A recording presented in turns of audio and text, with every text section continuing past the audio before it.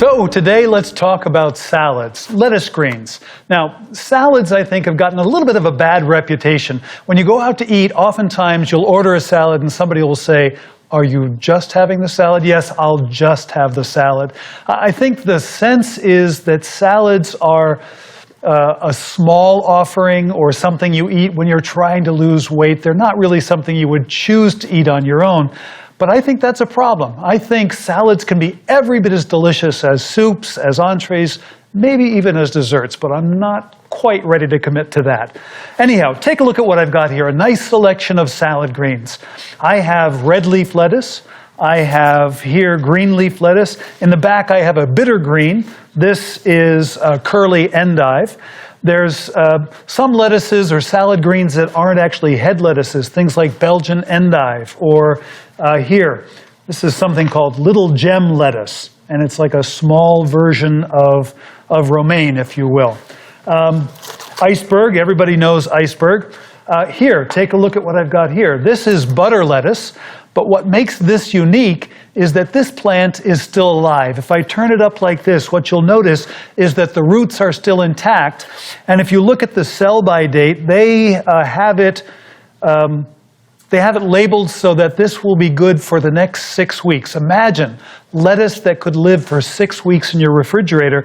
And I've talked to a friend who takes the root and replants it and gets another crop of lettuce from exactly the same root. So this is alive, this butter lettuce. It costs a little bit more, but if you don't go through it quickly, it may well be worth the extra cost.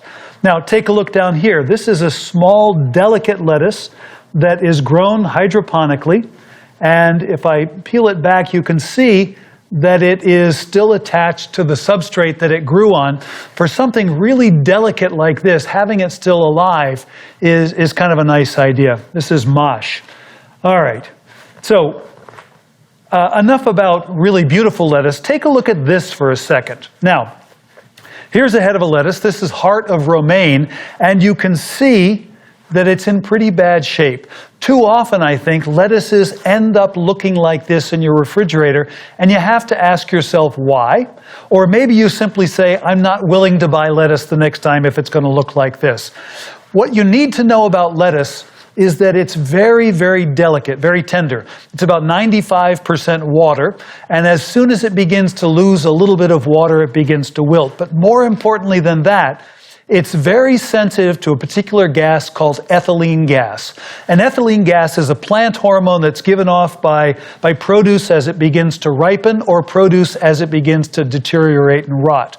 Some things like leafy greens, like flowers, like herbs, root vegetables are all very sensitive to ethylene gas. And in the case of lettuces like this, what you'll start to see is browning on the ribs and wilting when they're exposed to ethylene gas. So where does it come from? Well, I like to imagine that in the crisper in my refrigerator, there's plants like this or produce like this that's sensitive to ethylene gas, and there's what I think of as heavy breathers. Fruits and vegetables that give off a lot of ethylene gas. Apples, pears, bananas, peaches, all of those things give off ethylene gas, and if you store those together with this, you can expect that your lettuce won't last. So as a rule of thumb, typically I segregate my lettuce greens and my herbs from other produce just to be safe. All right, let me set this aside for a second.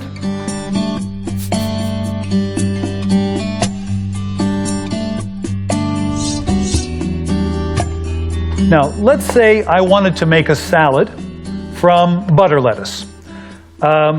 I think it's a fine idea, but there's another piece to the equation here that I think we should pay attention to. When you're making a salad, I think it's tremendously important to recognize it's mostly water, and that as the water leaves, the lettuce leaves tend to lose their rigidity and they become a little bit limp. Now, you can set that right by washing the lettuce in abundant cold water. I've got some ice water right here. Just wash it for 5-10 minutes, let it sit in the water, and then take it out and spin it dry and even refrigerate it for an hour or so. And what you'll discover is it becomes vital again. It becomes lively, it's crisp, it's delicious. So here is some butter lettuce. The core has been cut out and the leaves have been separated. They've been put here into ice water. And once they've been in ice water for 5 or 10 minutes, you take them out and you put them into a contraption like this, a little salad spinner. And what you're going to do is spin it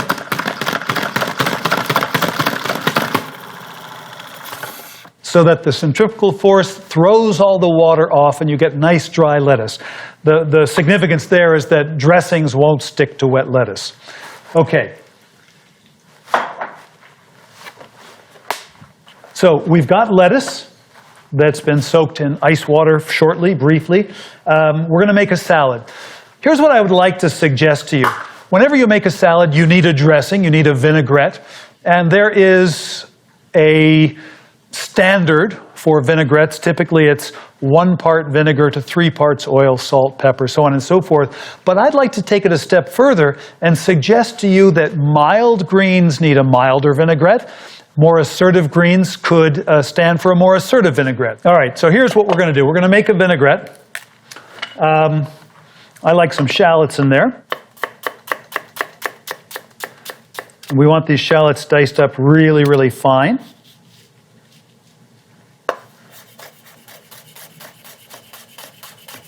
Fine, fine shallot, and just transfer it to the bowl. Okay. I'm going to take away some of the harsh flavor of that shallot just by putting a little bit of lemon juice on there. But recognize that I could choose lemon juice, I could choose any number of different vinegars, white vinegar, sherry vinegar, champagne vinegar, balsamic vinegar. I'm choosing lemon juice because I want a mild, fresh, lively vinaigrette, and maybe just a little bit of vinegar as well, lemon juice and vinegar. Now, I'm going to flavor this with herbs. I've got a sweet lettuce, so I thought maybe a nice sweet herb. I've got tarragon right here. I'm going to cut this into big pieces so that people can recognize what it was and what it is. And then finally, we'll season it with a little bit of salt and some pepper. And we need to choose an oil for this. Now, there's an olive oil. You can probably tell from its dark color, it probably has a pretty deep, full, assertive flavor, what I call a punchy olive oil. I might want something that's a little bit milder for this mild vinaigrette. So I have that here. And I'm just going to stir 3 times as much oil into the vinegar or the lemon juice. I am going to take a little bit of lemon zest and just reinforce the fact that there's lemon in there. Not very much.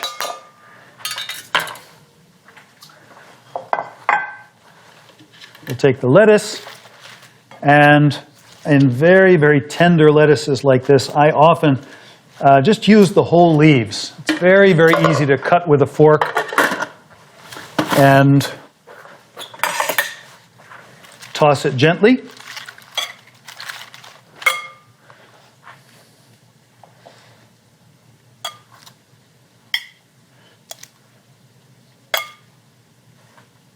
This sort of whole leaf presentation of butter lettuce salads is becoming very, very popular.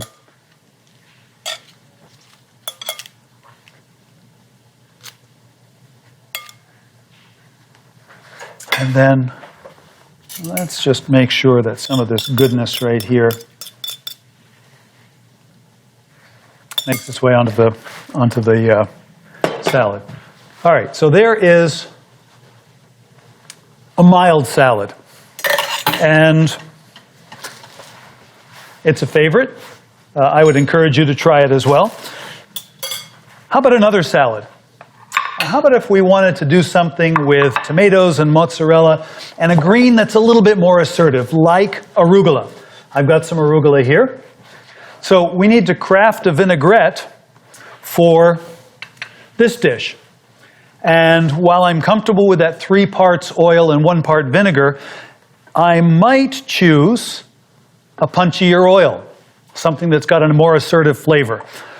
Take a look. I've got some pesto here. You may have some in your fridge or maybe in your freezer. This came out of my freezer. And I'm going to take a tablespoon or so and put it in there. And then in goes 3 parts oil. And let's grab some of this red wine vinegar and put 1 part of vinegar in there. Now this is the way I do it at home. Sometimes I'll do it with a whisk the way I showed you, but take a look at this. You just grab a jar, an old canning jar, and you shake like a madman, and the job is done.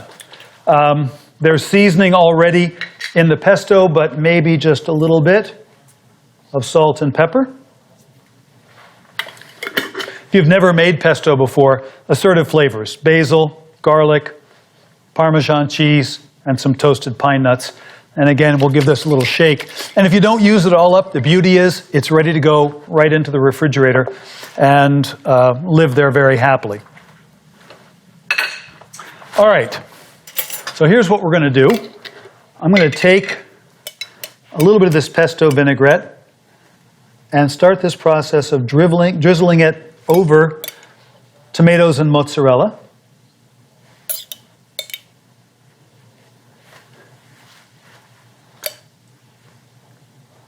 Maybe this is a little reminder to me to taste it. Let's put some cracked pepper on here. And I think tomatoes love salt. And then these greens. Now, some people would make a bed of lettuce. I love the way they look, and so I'm going to put them right on top.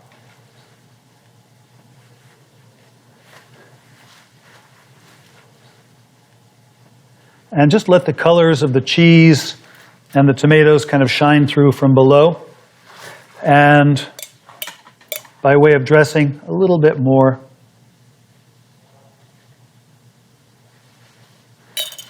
And there's a second salad, but this one a little bit more assertively flavored. And let's make a salad that's more assertive still. What would happen if we made a salad from kale? And now this is becoming very popular, maybe overly popular, but if you taste the kale, this was sweet. This was a little bit peppery. Kale has kind of an earthiness and a full-on bitterness to it that needs to be tamed. We can't let the bitterness of this green be the star. So we're going to create a dressing that's full-flavored that would relegate the bitterness of this green to the role of a supporting player rather than a star. Okay? And to do that, we're going to make something known as tapenade: black olives, full-flavored black olives, capers, anchovies, garlic, lemon juice, so on and so forth, all thrown into the food processor and ground up into a paste like this that is very, very full-flavored. Okay? Here's what this salad is going to look like. Oftentimes with kale, I think one of the secrets to turning it into a salad is to rough it up a little bit. Don't be so gentle with it. I wanted to be very gentle with these greens over here, but the kale is almost like a petulant child. It needs discipline. So I'm going to put some salt on here and begin this process of massaging or breaking down the structure a little bit. In effect, I'm bruising it.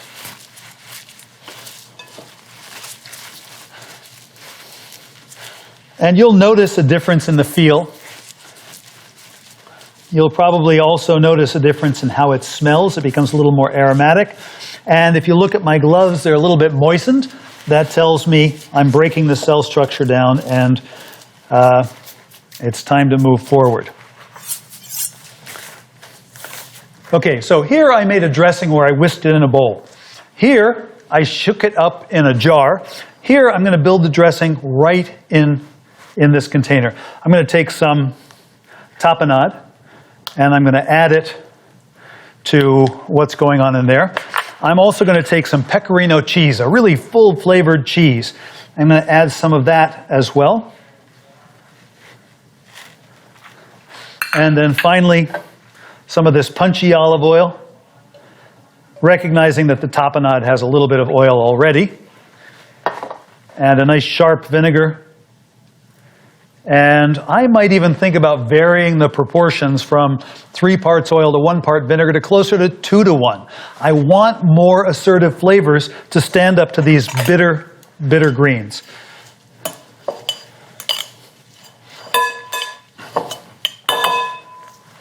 There goes salt. Be generous with pepper. And I think we can even enjoy a little bit more of this pecorino. And I would say this is an important salad to taste up front.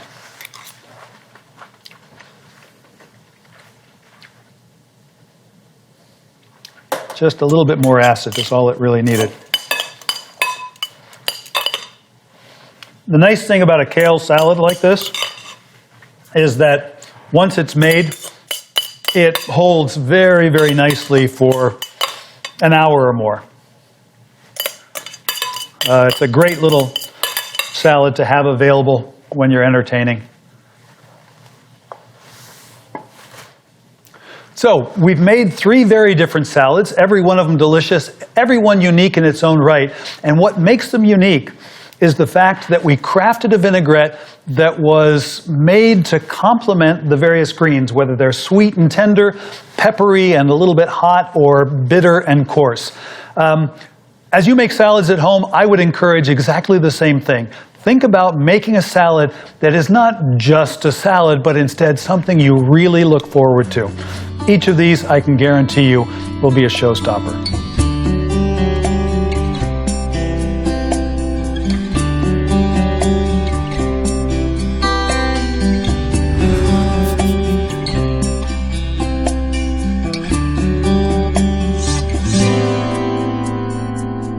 So let's make another salad. I want to make a salad that uses a green you may have tasted before, Belgian endive. This is a green that's available all year long, and as they need it, they can take the roots from cold storage. The plant thinks, because the root is cold, that it is the middle of winter, and they move it into a warmer environment but still dark, and it begins to sprout, and because it's dark, it stays white or pale like this. When you buy this, oftentimes it's wrapped in an opaque dark green paper to keep it from turning color. The more color it has, the more bitterness it develops. But right now, it's still pretty mild. Anyhow, we're going to make it milder still by actually cooking it. So salads don't have to be raw. They can be cooked as well. A big Belgian endive like this, I'm going to take and trim the root end off. And then I might cut it down into quarters even. Smaller pieces that will cook a little bit more quickly. And then I have here some pancetta. This is Italian unsmoked bacon. And I'm going to take the pancetta and just wrap it around the endive. It doesn't have to be completely wrapped. You know, if you miss some areas, that's fine. And 1 slice should be more than enough. And there, you know, you've got something ready to go onto the grill. Let's put a little bit of oil on the grill.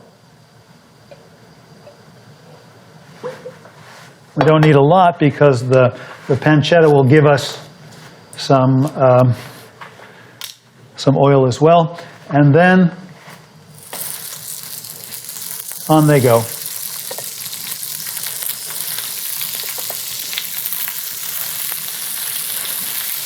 I've also got here some fingerling potatoes. Now, I think everybody loves potatoes. They make for great salads. But since we're making a hot salad with the endive, I'm going to take these cooked fingerling potatoes and we're going to put those onto the grill as well. Just brush a little bit of oil on the cut surface and season them with salt and pepper.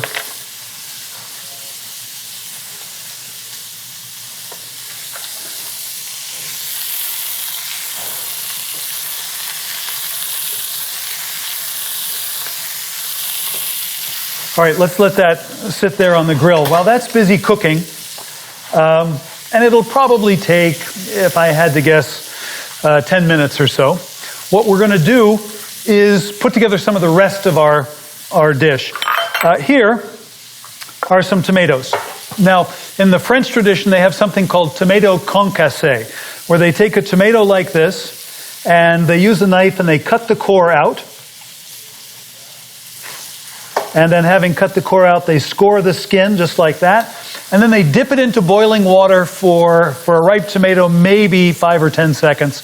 They take it out, and what that will do is it will facilitate your peeling the tomato. When tomatoes are really ripe, like this one is, sometimes you can peel it even without dipping it into boiling water. But this, as I said, is a very, very ripe tomato. Oftentimes, 5-10 seconds in the water, and that's all you need. Let me carry on with this one. What we're going to do with this tomato concassé is cook it gently. And to that end, what I want to do is cut these guys in half. Cut it in half, cut it in half, cut it in half. And then we're going to squeeze the seeds out. In effect, what we've done is we've taken everything that might be considered even a little bit objectionable about the tomato, the peel and the seeds, and we've gotten rid of them. And then we're left with just pure tomato goodness. If you buy canned tomatoes in a supermarket, typically they've been peeled already. It's possible if they're crushed or chopped that they've had the seeds squeezed out of them as well. I've got a pan over here, and in the pan, we're going to add some shallot. In the hot pan goes a little bit of olive oil. When the olive oil sort of creeps around the warm pan a little bit, that tells me it's hot. And in goes the shallots. And we can cook those very, very slowly. Meanwhile, the tomatoes, I'm going to dice.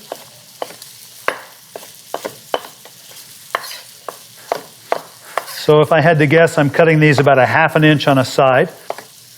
All right. Then I'm going to add those over here to the same pan. And let's put a bay leaf in there or two.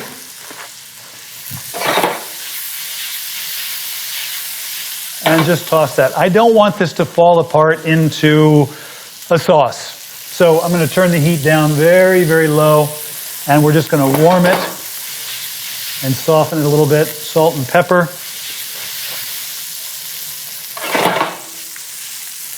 Very nice. Okay, so the last component is something that I call a pulled parsley salad. I've got curly parsley here. Typically my favorite parsley is Italian parsley or flat leaf parsley, but for this application what I want to do is pull these little tufts of parsley off the stem into little, 1/4 inch pieces, something like that. I don't want it in big chunks. And what I want to do is imagine for just a second that parsley is a salad green. It's not a garnish. It's not something that sits on the side of the plate and gives color, but it's a salad green. And if I were to taste it, I can guarantee you it would be full flavored and it would want a really punchy dressing. And so that's what we're going to create. We're going to create a dressing that's got garlic in it, it's got lemon juice in it, and it's got Parmesan cheese in it. Those three things, full flavored. Now, the oil is going to be olive oil. but it might be surprising to note that this will have sort of equal parts oil and lemon juice, because I need a really punchy vinaigrette to make this salad pop. So here's what it's going to look like. I'll set that aside for a second.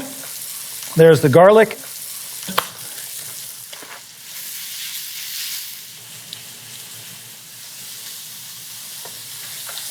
There's going to be garlic in our salad. And I want to put some Parmesan cheese in here as well. Remember what we're trying to accomplish. We're trying to build flavors that are assertive enough that they could stand up to the intensity of parsley. Salt, cracked black pepper, and then some lemon. And we'll try and keep the seeds out. And if that was, a couple of teaspoons of lemon juice, a couple of teaspoons of olive oil.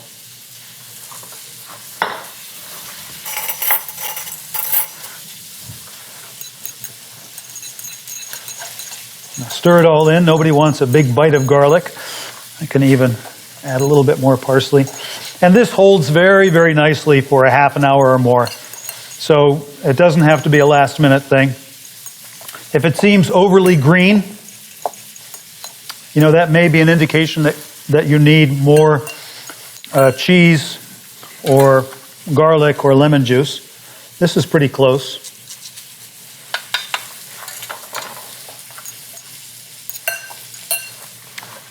Okay, so we'll set that aside. You can't imagine how good it smells in here right now. The potatoes grilled and golden brown, and the pancetta that's browning on the outside of the endive. It's just about ready, so I think we can go ahead and plate this salad. I've got a platter here, and on that platter we're going to add some of the endive, and we'll sort of stack up some potatoes, and then we'll move back. More endive.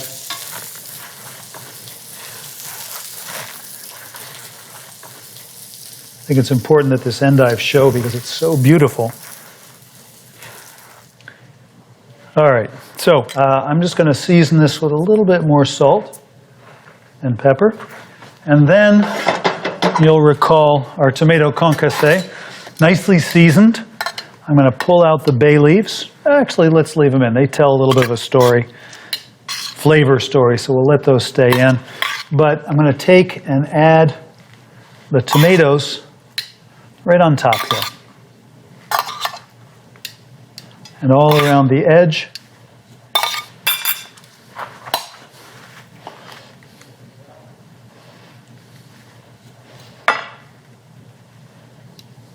And I think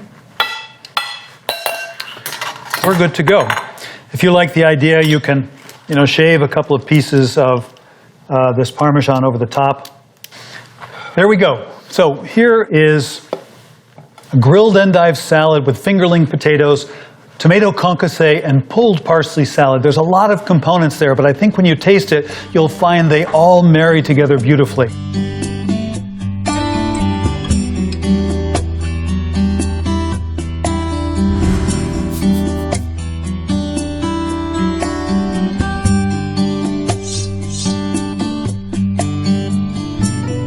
So if you like bacon and eggs, I've got a salad just for you. This is a traditional bistro salad, the way you'll find it in France and Paris. It starts out with bacon, and they take the bacon and they cut it into what the French call lardons, little fingers, if you will, of bacon. Don't make them too small. Let's celebrate bacon rather than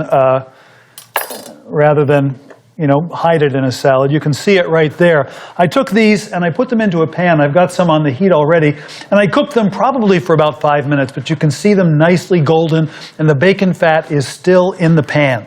So that's going to be the basis of our salad. Now I have some eggs here that I poached a little bit earlier. I'm going to take one. Maybe I'll grab this fella right here. I'm going to pop it into warm water just so that it can reheat. And let's make the dressing for this salad. Here are the components: the bacon fat, garlic, anchovies, and then a little bit of white wine vinegar. So the garlic, I'm going to crush maybe 2 cloves, and then we'll chop it up. I'm not too concerned if it's in larger pieces because it's going to get cooked. So it's not going to be big pieces of raw garlic, but it's going to be pieces of cooked garlic. And I'm going to throw them into the same pan with the bacon. The anchovies are here, and those can get chopped up. As soon as you begin to cook anchovies, they begin to melt away in the pan, but we'll help the process along simply by chopping them a little bit. If you want to mash them slightly with the side of your knife, you can. And now, I'm going to turn the heat up. The garlic just exploded into fragrance here. Be careful that you don't burn it. You don't want it to go any more than a pale, pale golden color. Otherwise, garlic can have a tendency to become bitter. Already the anchovies have kind of melted away. And I'm going to create the dressing for my salad by adding some vinegar. Now, that may have looked like a lot based on the amount of bacon fat that I had here, but when you break the poached egg open on this salad, all of the yolk comes out, and you can think of that almost like the oil that would make its way into a vinegar.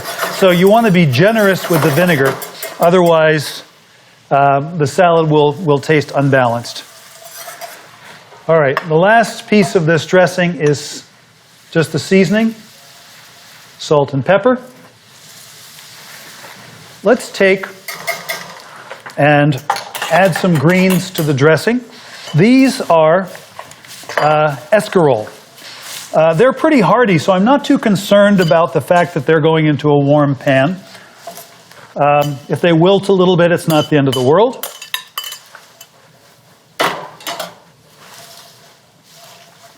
And we're just going to turn them in this dressing until they begin to glisten. Just a little splash of vinegar. And I think we're ready to move forward. All right, so a nice plate.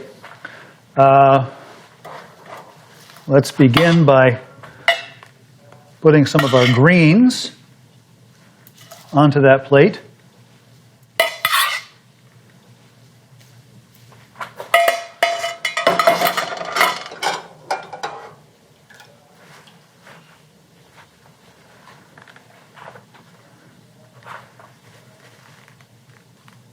The egg goes on the top. The croûte becomes crouton by just breaking it up on the salad.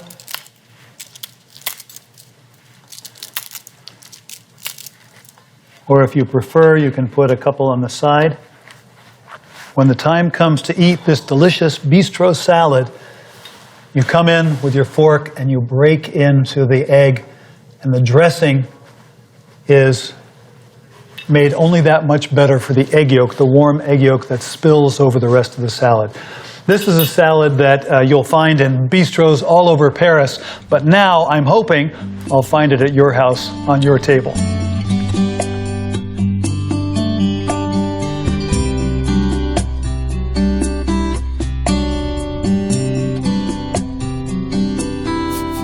Once you know how to wash, dry, and refresh lettuces and salad greens, and you've got a good handle on making vinaigrettes to complement those greens, then putting a salad on the table is a great way to move your diet step by step in a healthier direction.